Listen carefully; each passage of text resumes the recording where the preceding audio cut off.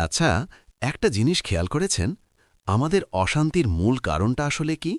ফোনটা খুললেই দেখি কারো নতুন গাড়ি, কেউ বিদেশে ঘুরছে, কারো লাইফটা একদম পারফেক্ট। আর এগুলো দেখতে দেখতেই নিজের জীবনটাকে খুব তুচ্ছ মনে হতে শুরু করে।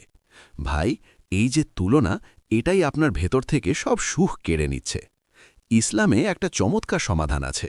বলা হয়েছে, দুনিয়ার ক্ষেত্রে নিজের চেয়ে নিচে যারা আছে তাদের দিকে তাকাও।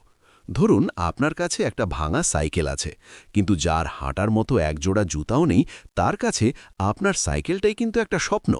যখন এই দৃষ্টিভঙ্গিটা আনবেন, তখন মন থেকে, ভেতর থেকে একটা কথা আসবে, আলহামদুলিল্লাহ। মনে রাখবেন, সবার কপাল একসময় খোলে না।